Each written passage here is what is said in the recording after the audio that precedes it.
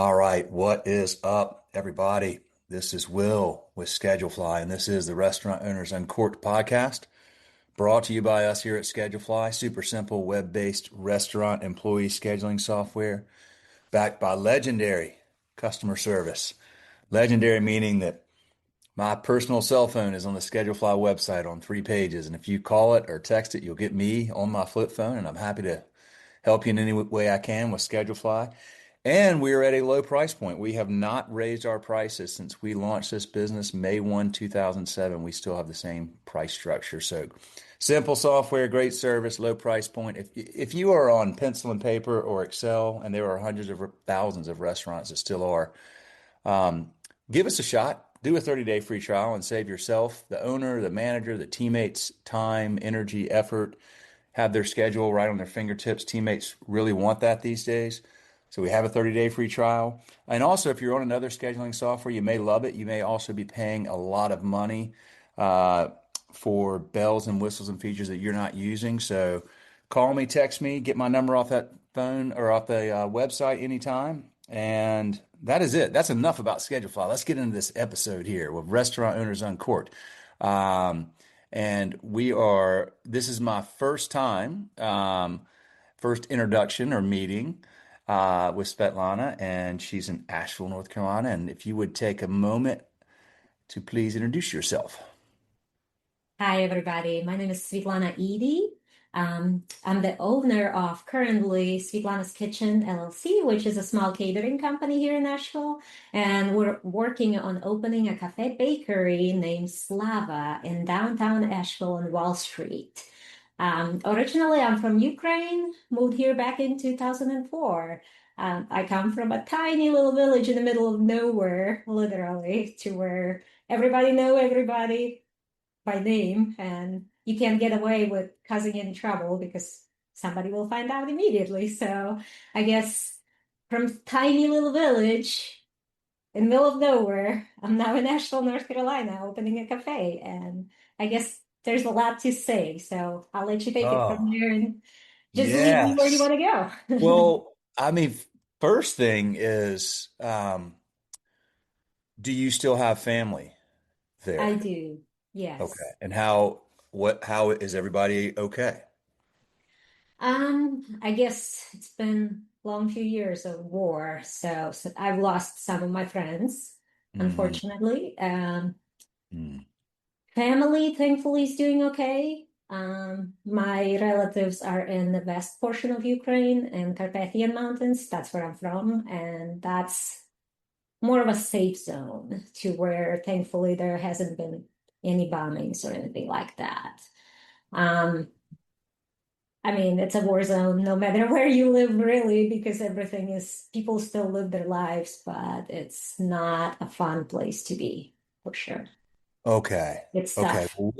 Well, I'll keep your family in my prayers for sure. And I'm glad that you're here. And I'm curious. I love Asheville, by the way. I live right down in Charlotte, so I'm not that far from you. So I'm going to get to come hang out with y'all sometime. But Nice. That's awesome.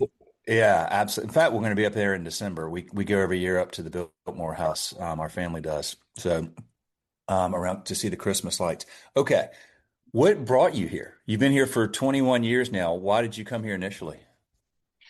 Let's see. I was 20 years old, lived on a farm. That's how I grew up on a small little farm, self-sustaining, where we grew everything and you didn't need to Mm. go to a store to buy anything.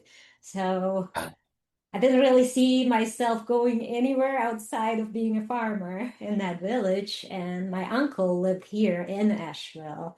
And he was like, "Hey, do you want to come?" And I decided, yeah, I do. I want to do something bigger than just be a farmer at that time. So I gave it a try and moved straight to Asheville. And I've been here ever since. So, well, that's a big leap. I was glad that that says a lot about Asheville that you came all the way and have been there all this time. Asheville's been through, quite a challenging last year with the Yes, for flood sure. and has is a resilient city and is rebounding, I know. So What did you grow up? I mean, if you obviously, I always ask people how they got involved in hospitality initially. I mean, you were growing up where y'all were, your hospitality was in your home. You were growing food for each other and serving each other and taking care of each other. When you came here, and this is you have a catering business and you're getting ready to open your cafe. So have you been working in hospitality since you got here, or have you been doing something else? So I guess back up a little bit. In Ukraine, after I graduated high school, I went to a college where I was studying a restaurant and hotel, I Okay. guess, business and Yeah. business management, and then also food science, which is gastronomy. So it's Mm. always been my passion. I always enjoyed food in general and sharing it with people. I feel like food brings us all closer together. It kind of helps the community get closer to each other and just share each other's stories. And that's how I grew up. So when I moved here, I didn't speak a language. I didn't speak a word of English. So the only options I had really is to do service business, I guess. And so I started working in the kitchen. I did many different things, from being a dishwasher to food prep to being a server. And then I worked as a captain for banquets at Crown Plaza.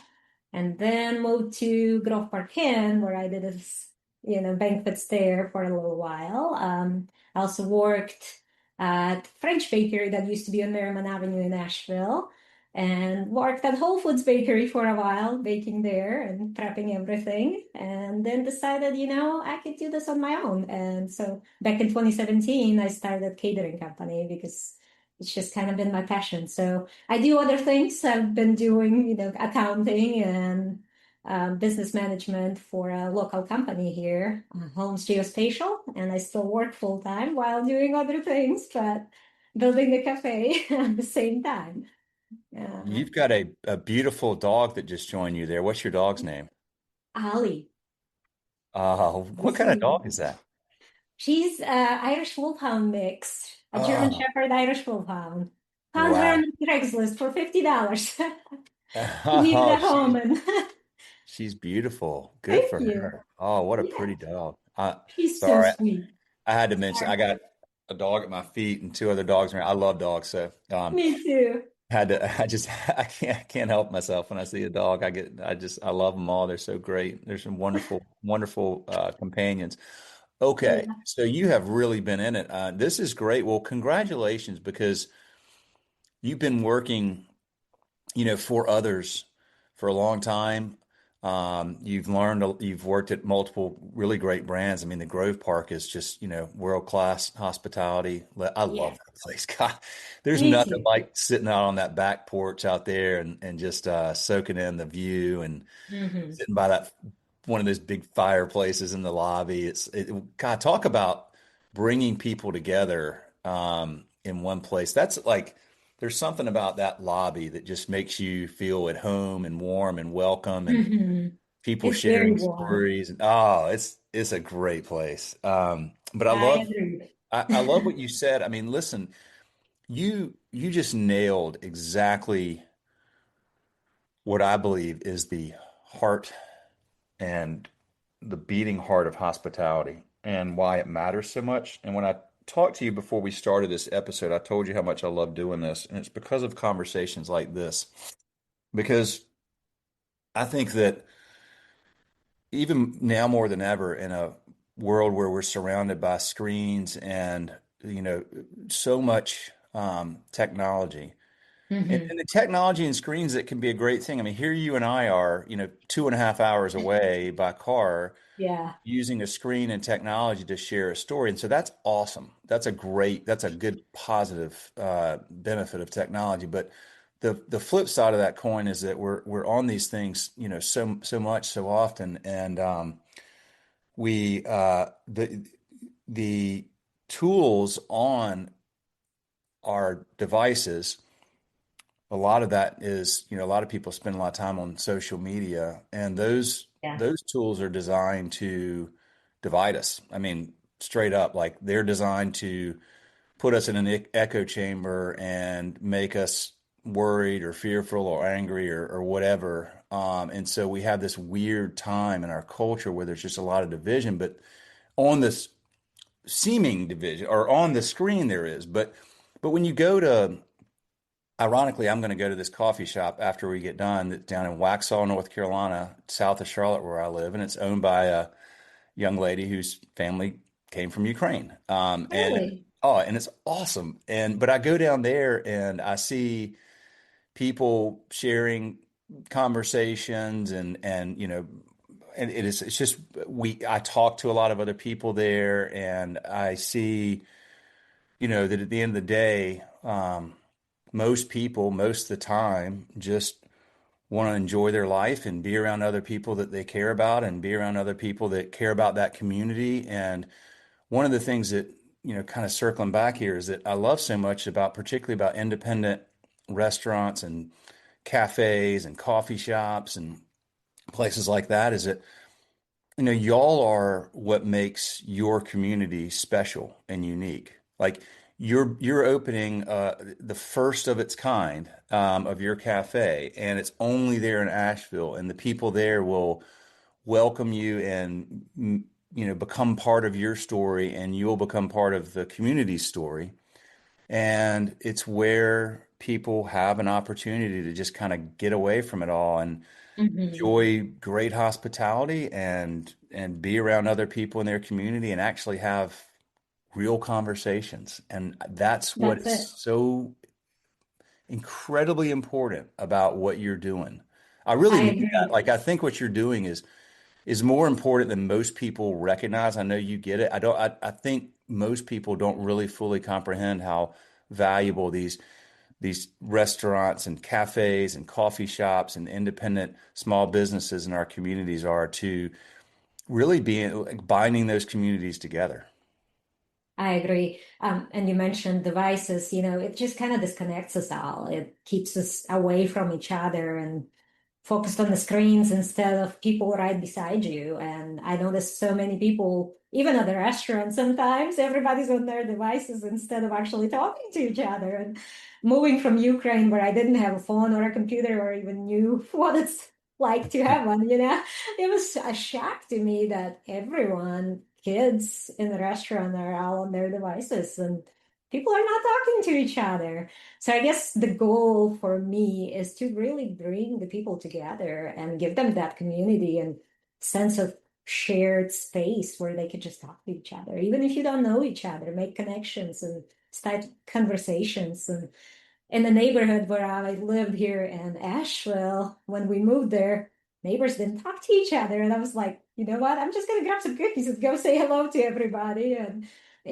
just 10 years later, everybody loves hanging out with each other and being out in Oh, their homes in the yards. And just, I love that sense of community and being able to connect and just share the stories of the day, what happened, and just hang out, honestly, instead of get to your screen and watch TV. We have plenty of time to do that in the end of the day where everybody's in their homes. But anyway, I want to share that with everybody and give I them the love that. space to be able to do that. I love that so much that you did that because it doesn't take, that's it. Like it doesn't take that much. People want that. So you went and baked cookies and kind of like brought everybody together and then people know they want that. And I gotta tell you, I actually use a flip phone. I don't have an iPhone. And um, every single day, somebody sees me with that flip phone and they say, I'm so jealous. So it tells me that people, like, they don't want to be on these devices. Like, people don't want that, but they're really hard to put down. That's why I had to get rid of my iPhone because I didn't like who I was with it. And I was like, the only way to just change this is just not have it. But I have to have a way to call and text or whatever. But people really, they want that and they need, I mean, you're doing in your town what you did in your neighborhood, which is it just takes one person that really wants to bring people together and really lives that out and manifests Yeah. that. And we can That's do how I grew up. And I just kind of miss that. I grew up in a community where everyone always hangs out with each other. I mean, I could go to any neighbor's house and it was just a norm to go hang out anywhere you wanted to in the village. And so I guess I do want that for Asheville community. Well, Asheville is a tightly woven community that has a lot of Really is. yeah, and so it's been there and been a place that people want to go for a really long time, and a big part of it is because of that. I think Asheville has lost a lot of that over the last decade, from what I've seen, Mhm. and but it's coming back. Like that's why Asheville's such a great place. So. Um, Let's talk. Okay, so let's talk about some business stuff here. So you Sure. started your catering business. You went out on your own in 2017. You were still working full time, but you started doing Mhm. catering. Um, when did you decide now I'm ready to open my own brick and mortar location? Um, it's always kind of been my dream, Okay. and it always seemed unachievable, I guess. Yes, Why is is it? that? Um, I think it's just because it's expensive. You need a lot of Yes, money. it And I sure moved is. here without a penny in my pocket. So, it was one of those moments where I had to really build up to it, to where I could even think about something like that. And no bank is just going to give you the money to do it. Mhm. So, my husband and I bought our first home back in 2009, and we kind of, I guess, tried to go into real estate a little bit and built our another home, and were able to sell that home, which kind of helped me get to the spot where I could actually think about opening a cafe and make my dream come true. So it's it took a lot of work. It's not something that just happened. And I guess several steps and a lot of planning to make it to this stage. So did you, when do you open? Long story short, we run into some issues, challenges. Had to replace all the plumbing in the space that I leased. Every time. I tell you, that's Yeah, just the permitting took a little longer than expected, and the electrician, I had to replace him. So it's on track to hopefully open within the next 2 months. But I got delayed so many times that I don't want to say exact date at this point. Until I pass all the inspections, I am not gonna say when exactly that's gonna happen. well, in short order. I mean, you're down on the home stretch. These things, it's amazing to me how many challenges uh, are thrown in front of people just trying to open a cafe. I mean, it's Yeah, everywhere. I mean, some places are harder with permitting and things like that for sure. Charlotte's terrible with that, really hard. But I mean, at the end of the day, it's like all, I mean, it's like every time I talk to somebody, you talk about opening, it's like, well, we were supposed to open this date and it was like 5 months later or 6 months or whatever, yeah. a year. I mean, it's crazy. Well, okay, so your, w- when did you, when did you decide? Let's go. Like, how long did it take you to find a location? I mean, did you Whew. have to find the right location first to go, okay, we can do this? So I guess the whole thing started in 2019, at the end of 2019, and then COVID hit. So then I took a break because while catering was doing great up until 2020, then everything I had got canceled in 2020 because of COVID. All my weddings, all the parties. I had Yeah. not a single event in 2020. Everything literally got canceled. So I just took a break. I thankfully had a full-time job that got me through the whole stretch, I Yeah. guess. Um, 2021, the events started picking back up, so I started looking for a location again. It took me a long time to find a spot. I've looked at so many, but nothing quite seemed right. And a lot of it would have been just way too expensive to build an actual kitchen. And the kitchens that I did find were not designed the way that I need them to be for the food and the baking that we'll be doing. So then I found this space on Wall Street, and I know somebody that recommended it, and he was like, "Well, this place is about to go up for lease. You want to go look at it? And I'm like, oh, sure. So before it even went up for lease, I was like, yeah, I'm in love with this space. It's perfect. It's exactly what I need. And it won't take as much to build it because it's already kind of designed in a way that I need it to be. So anyway, this Gotcha. year, 2025, is where I actually found it. So it took almost 4 years to be able to find the space. That's amazing. I love Yeah. the the long process and the resilience and patience. Well, I mean, every I want challenge is an opportunity, as they say, you never know. So as you go through all of these things, you kind of learn new stuff and you build on it. And the experience, it's invaluable, honestly. I call it experience assets because there's so much that you gain, even though you're challenged. experience assets. I've never heard that term and I love it and I'm going to start Oh, using it. thank you. I'm going to steal it. That is exact. What a great. I just want you, for those of you that are listening to this episode right now, she has been sitting here with this beautiful smile on her face the whole time talking about very challenging things. And I think that mindset is such a powerful tool to help us overcome challenges and gain those experience assets. And you clearly have um, that type of mindset. There is a book that I highly recommend that I read years ago. It's literally called Mindset. Really, I haven't Yeah, actually and read it's by this professor, Carol Dweck, but she talks about two types of mindsets: a fixed mindset and a growth mindset. If you have a fixed mindset, you will, and this was to couch this in some context here. It was our school had us, all the parents read this when our kids were in lower school, right, and elementary school. And the point was that they really were trying to build a growth mindset and help us understand that if your kid comes home and says, "Well, I'm not good at math, it. so if math is hard for you naturally, then you can have a fixed mindset and say, I'm not good at math, and just kind of, essentially give yourself a pass because it Mm-hmm. doesn't come naturally.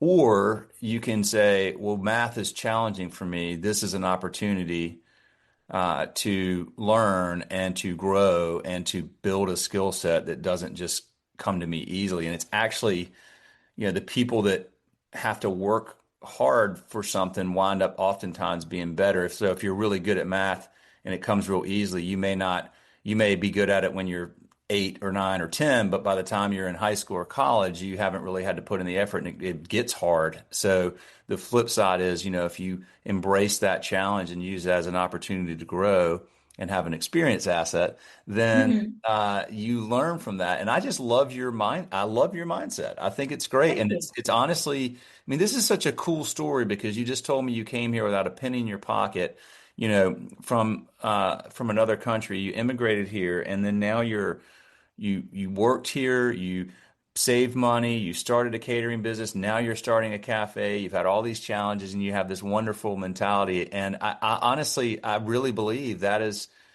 like, there's no doubt in my mind that you're going to be successful with this because so much of it is because of your mindset. Thank you. I guess it comes from my grandmother for sure. I can give her the credit because growing up, hard work was not something you even thought about. That's the norm. It's just part of life, I guess. It's very different here. People are have harder time working harder sometimes because it's easier not to. But I guess I have an advantage as an immigrant being able to overcome challenges because I had to be adaptable. I didn't have a choice. I had to I adapt to my environment, to where I'm at, to do whatever I needed to do, work 3 jobs at a time while going to school and learning English, just it well, became part of norm. So now it's more of like I have to continue doing things, otherwise I'm not challenged enough. So just well, you know what?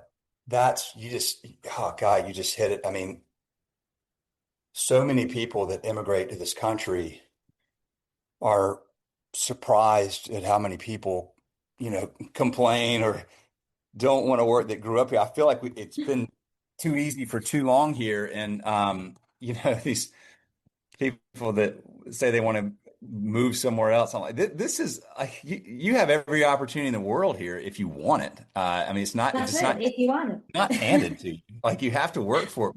But the thing is, if you work for it, this is the best place in the world to do like what you're doing. Like you could own your own business one day. You just got to work really hard and have a good mindset and Yeah, overcome challenges and try to stay optimistic and give to your community and you can do it. Like it doesn't matter. Like you came here penniless. It's a it's not easy, but it's available.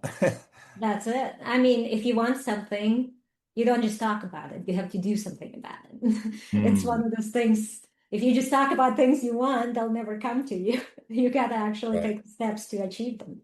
So, There's a proverb. I'm probably not getting it exactly right, but all hard work eventually leads to profit, and all talk leads to poverty. It's yeah. I mean, that's it. So, well, kudos to your grandmother and your family and instilling Thank you. those values. Now, so you had saved money and you did mention earlier, no bank is just going to fund. I mean, it's tough when you're opening a restaurant to find a bank. It's tough to find capital. Some Yeah. people raise money from friends and family. There are some more flexible capital structures now that companies are offering. But tell me how do you have any partners or did you get a loan from a bank or did you and your husband finance this? So we started out, well, the catering company, I of course financed myself. Yeah. We just were able to get a seed loan, thankfully. It's not quite SBA, but Small Business Administration, I guess, is part of it. And Okay. that just happened last week. So woohoo. Hey, congratulations. So I started out with a actual HELOC, took out a loan against my house. That's how I started this whole thing and financing it through that, thankfully. And I'm blessed to have that opportunity. A lot of people don't. So it's, but again, it took a lot of planning and a lot of time to get to that point to be able to do that. So it doesn't Yeah. just happen overnight. No, I mean, I think you earned those blessings for sure. Okay, so tell me one thing I'm trying to learn more about is is negotiating your lease in this, or you didn't buy the building, did you? I'm assuming I not. did not. It's a lease. Okay. So what were some of the things that have gone into negotiating the lease and the term and the, renewals and things like that? What have you learned through that process? Honestly, it was pretty painless for me, and thankfully the owners have been so kind and nice and easy to work with, and it's just I haven't had a lot of issues. Even when the plumbing issue came up, I've been able to communicate with them and they helped me pay for it. So it was a lot of work to where we had to tear up the concrete, Yeah. just cut out the whole slab of concrete to pull up the pipes and replace the Yeah. pipes. It was a lot of work. Took almost 3 months to do that. So anyway, and they've been really extremely nice. So Well, they're hats off to them. Did yeah, you do like a 5-year lease or something like that? Or 3-year lease, but with I guess hopefully being able to extend it longer because we put in so much work at this point that I'm probably going to be there for a while. yeah, okay, gotcha. Okay, so you did a 3-year lease, and then do you negotiate the renewal at the end of 3 years, or do you have like a cap on how much the lease can increase after 3 years? Yes, we do in the contract, thankfully. So Okay, good deal. yeah. Okay. Um, so you're going through this build out. You've had quite a bit of additional unplanned challenges, and you're trying to open in the next couple months. So I assuming you were trying to open like initially now so that you would be open for the wonderful Asheville Christmas season, but it sounds like it might be going into 2026. Most likely. Originally I wanted to open before Thanksgiving, but Yeah. unfortunately it's not possible at all. So just is what it is, and I'm just taking it one day at a time and doing what I need to do to continue making progress. Is So is this going to be tell me about the menu. Is this going to be like traditional Ukrainian fare, or is it like what are you going to be serving? So it's a cafe bakery. We're gonna have a lot of different breads that my grandma used to make. Each Mm. recipe sort of has a story, I guess.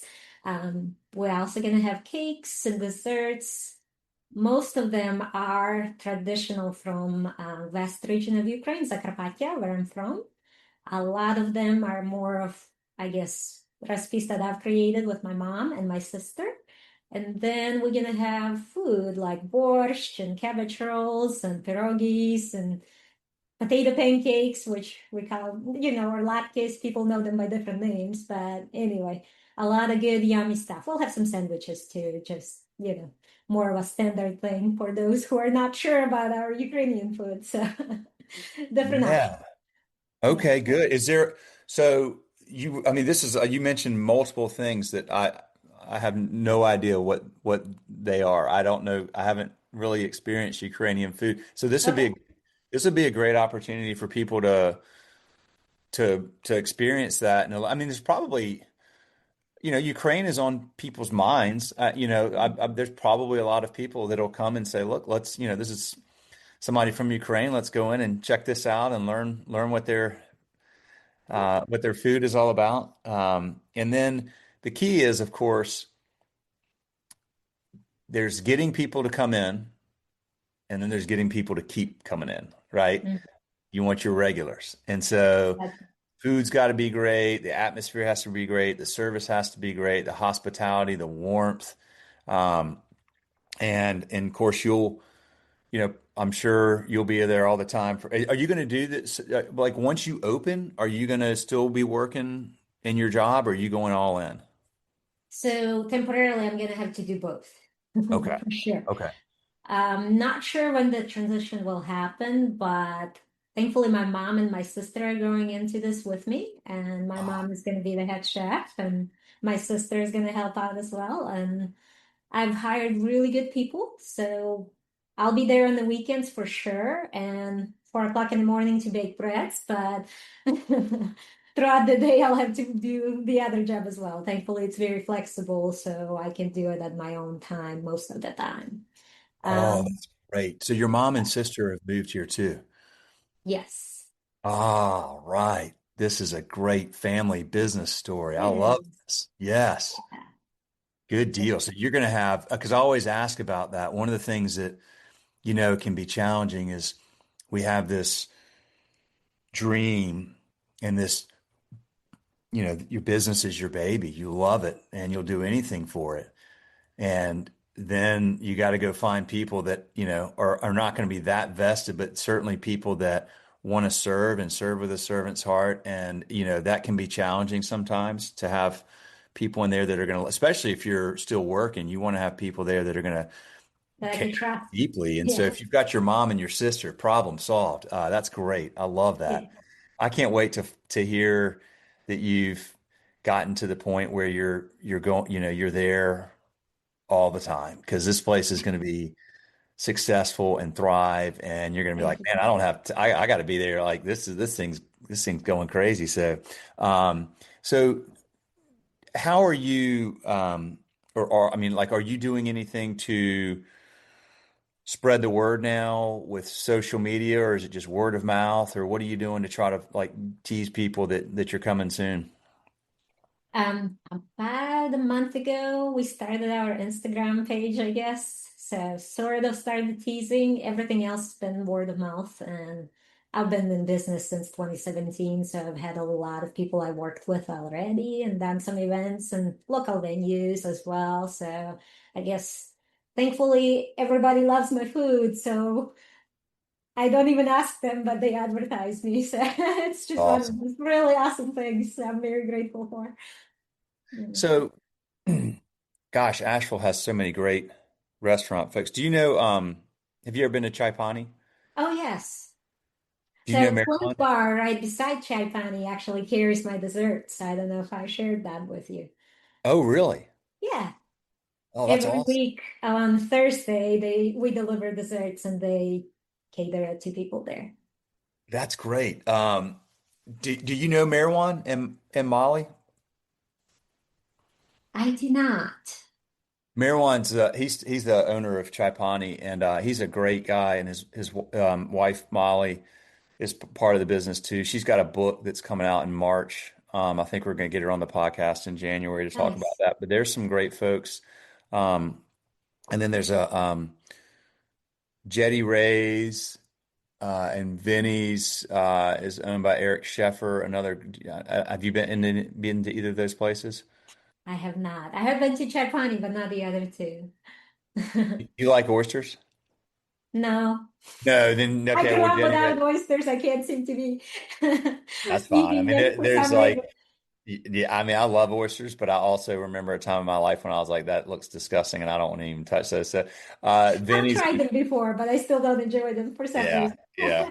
They're kind of an acquired taste, I think. Vinny's is a great place too, an Italian restaurant. A guy named Eric Sheffer up there. I'd love to connect you with any of these folks if you ever want to, meet some other Yeah, folks and let them know what you're doing. I'd love to. Um, well, gosh, this is such a. I love your story. I really Thank do. you. I mean that wholeheartedly, and I think this is the, this is the American dream story. You came here with nothing. You Mhm. have built yourself up, worked hard, put money aside, started a catering business, now starting a cafe. I, I'm so proud to have this opportunity to have you on here. I really mean that. I mean, Thank you. to me, this is like, these are the stories that we want to share. And this is an inspiring story for anybody. And, opening a restaurant's hard. I mean, it's a, it's a lot. I mean, It is. there's a There's a lot of lot of things that pieces to will, it. yeah, I mean, we always talk about this. There are a lot of people that can make great food. There are a lot Hmm. of people that are great cooks. And the idea of owning a restaurant is very alluring. But there's a big difference in being able to cook and entertain people in your home and, a very big difference between that and then having a restaurant or having a Yeah. cafe. And it's why, I don't know what the real failure rates of first year, hospitality businesses are, but you hear all kinds of statistics. But I mean, it is tough to get through that first year and that first 5 years. But um, I think part of that is because people go into it without really understanding what it takes Yeah. and all the challenges where you have opportunities to build those experience assets. Yeah. But You said, it's why we like to do this podcast in a way is to just help people both. The idea was to educate and inspire, right?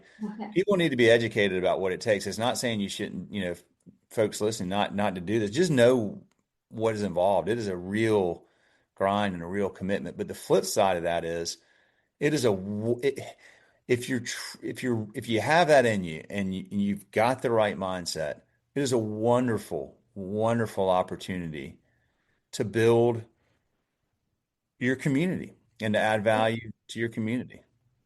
Yeah. There's a lot to it. I mean, from the food side, it has to be good, to the services, it has to be good, plus managing the actual finance portion of the business and being able to run successful business. It's a lot of different tiers of what you have to know. And it's not just on me, of course, because I can't do everything on my own. So Sure. even getting here, I wouldn't have been able to do it all on my own. I had a lot of support from many friends and other people, including the business owner that I work for Home Spatial. If it wasn't for him, I wouldn't be where I am right now. So there's a lot of people I give credit to for helping me get to this point and building the Absolutely. business itself. Yeah. Absolutely. Is there anything else? What else should we talk about? Well, let me ask you this. Sure, go ahead. Okay. Let's say, I don't know. Let's say you were in front of a group of people in the Asheville community, and You wanted to tell them what you're doing with your cafe and why. Um, just kind of tell them your story. Like, what would you say to those folks? I guess I guess the question really is like, what's your why? Like, why are you doing this? If you had a Hmm. bunch of folks around there and you're like, I hope these folks will be my customers one day. Like, what's your Okay. Um, Honestly, it's to share the culture, share the story. Um, every item on the menu we're gonna have has some kind of story, and including the cabbage rolls. It's my grandma's recipe, so it's got its own story, and just kind of like I have my friends over at my house to be able to have people over at my cafe and give them that environment of just being able to hang out and share the space and share their stories and be able to talk about the hard things and the good things and be able to just hang out and have the community in literally heart of downtown Asheville. So yeah, I think that's something that is more of passion and a dream of mine. And so that's probably the why. Oh, love Yeah. that so much. I love that. Well, listen, I really appreciate you coming and sharing this story. I can't Thank wait to you. follow this story. Maybe we'll come have you back on, next year after you've opened the doors and been through a few months of getting going and learning and building more experience assets. I really love that term. Uh, Thank you. and well, hopefully maybe it'll happen and maybe you'll get open before the end of the year. I will be up there. I think we come up there on like the 27th of Okay. December. Um, but if Well, not, I'll post on Instagram and let everybody know what the date is as soon as I know. But unfortunately, I don't know it myself at the moment, so I can't tell anybody yet. well, for those that want to follow your story, where do we find you on Instagram? Slava Asheville. So Slava Slava Asheville. that's it. Okay. Slava Asheville. That's where you find it. What does Slava mean?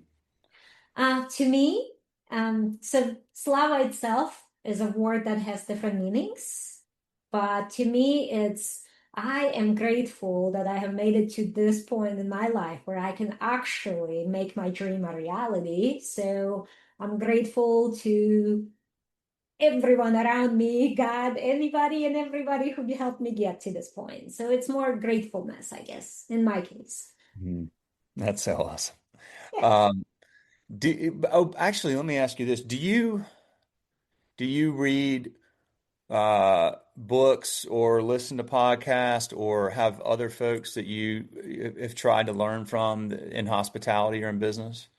absolutely. Yeah. I read a lot and I listen to a lot of podcasts. So, Do you? and my friends and colleagues too. So I'd be happy to share anything you want me to share.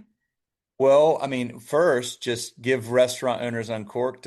We're always asking for people to put 5-star ratings on there. We're trying, Okay. we're a top 5 restaurant owner podcast. We'd love to keep growing. We'd love to be the leading restaurant owner podcast one day. Um, the other thing I would recommend if you haven't, have you read Unreasonable Hospitality? I have not read it yet. You know of it? I do know of it, but I haven't read it yet. Check it out. Check it Okay. out. That's Will Guidara, and he's phenomenal, and that book is great and um, so inspiring. And uh, Thank you for recommendation. yeah, for sure, for sure. Okay, well, all of you that are listening, what a wonderful opportunity this is, and what a great story. Thank you for listening. We would love for you to give us a 5-star rating on Apple Podcasts or Spotify, wherever you're listening. More of these episodes will just keep coming. Just very grateful for this opportunity. And we'll keep your family over in Ukraine in my prayers for sure. Thank you so much. Absolutely. Thank you for having me on. I appreciate it. You bet. All right, y'all. That is a wrap. More episodes coming soon. See you.